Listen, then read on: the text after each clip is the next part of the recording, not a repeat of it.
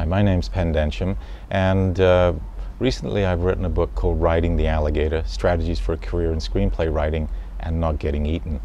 And how that came about was I was born into a family of filmmakers in England.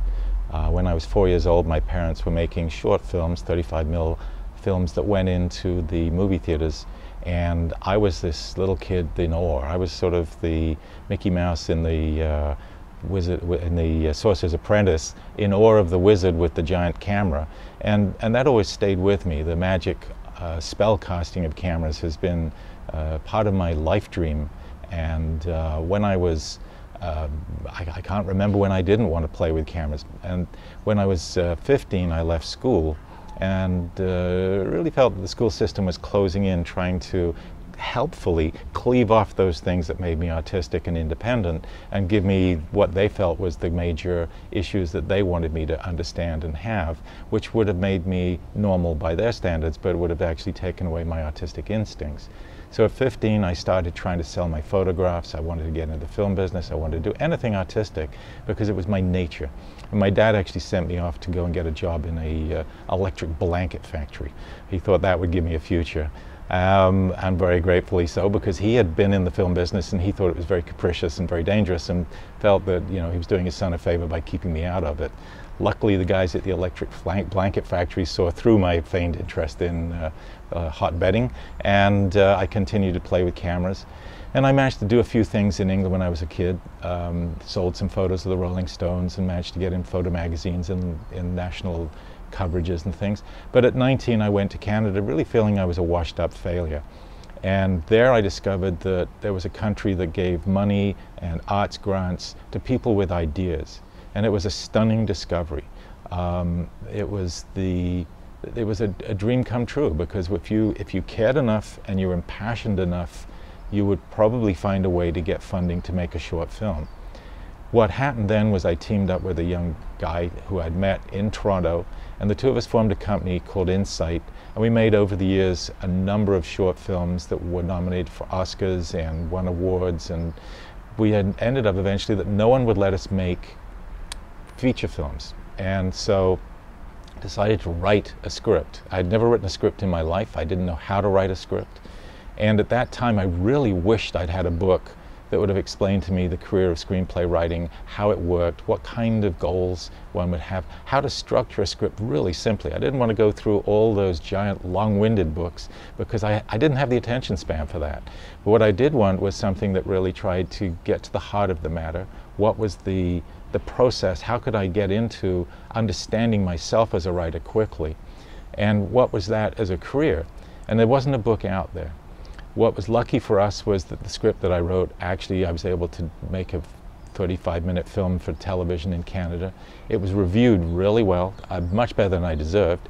And a guy called Norman Jewison, who was one of Canada's preeminent filmmakers, endorsed me and embraced me and got the Canadian government to pay for me to be his guest on a making of movie in Hollywood so that I could learn that system.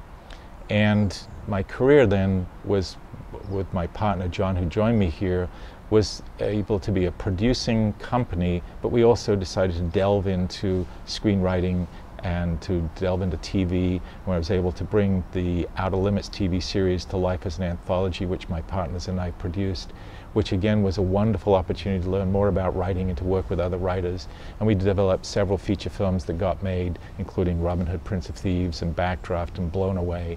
And I also was privileged to be able to write my own screenplay for Mull Flanders, which was a very much of what I call a life script, a personal story, that it was something that channeled out of me almost. And Robin Wright and Morgan Freeman starred in that. And I started to find that people like our staff asked me for advice on writing, and kind of surprised me because I always thought I was just sort of like scathing through. I was just getting by, but I had one of my ex-staff members come and visit and sit me down and say, you have to write a book on screenplay writing, or I have to write a book on creativity. And I go, what do I know? And so we sat with Alex Doltis, who also works with our company, and we just chatted for a couple of hours about that process. And it didn't immediately sit with me, but a couple of years later I was offered a chance to teach at USC a course on what I call creative entrepreneurism, which was the creation of stories and the selling of your artistic stories and the selling of your art to the community, so that it was really trying to help define methods for taking on the task of writing, overcoming your fear of not getting it right, overcoming perfectionism, writer's block, how to structure stories simply, ways that Trilogy and ourselves have worked out, and also to discover how to deal with the stresses that come, I think, naturally to anybody who's artistic. So I took on this job of one night a week going to meet with the students at the pitching class, they called it, and I was writing chapters and giving the chapters to the USC students. I think I'm the only guy that was sort of like a prof who gave my papers to the students to mark. And I wanted to learn how they responded and what they got back from the materials I was writing, and slowly accumulated a series of chapters that became the book Riding-The-Alligator. The book deals with passion. It deals with what I think is very important, which is the evolutionary reasons why people watch other people in movies, and what is the biological purpose of stories. And Joseph Campbell dealt with that very well in his Hero with a Thousand Faces. It also deals with how do you write stories that actors will want to play, stars will want to play. And I'm just trying to find some really simple ways of exploiting some of the knowledge that I've got and sharing it. But also, my most number one rule is ignore everything I say if it goes against your natural process. Because to me, the act of creation is magical, it's personal, each of us is a special instrument, and each of us has to be encouraged to find how we play that best, and not to have someone tell you that you're supposed to do it this way or you're wrong. Nobody is wrong, in my opinion. Your discovery process is the thing that you have to be encouraged to do until you find what makes you feel good. And even then, you're still always going to feel a little anxious, a little uncertain, and you're going to need encouragement to keep taking the risk of sending out your material and getting the rejections. And the rejections come because there are so many people with so many efforts to try and sell their projects that there's more out there than there are places for good scripts to go. So even getting rejected doesn't mean that you've failed. It just means that there's a tough market for great material. And so I often think that the good thing that comes out of writing is that you extend your skills and abilities. And I can see that in me, I can see that in other writers. It's an old adage, the more you write, the better you get. That doesn't mean to say your early scripts can't be great. It just means that the later scripts lean on those, they learn from those, and they get to gain from that structure that you've already built on.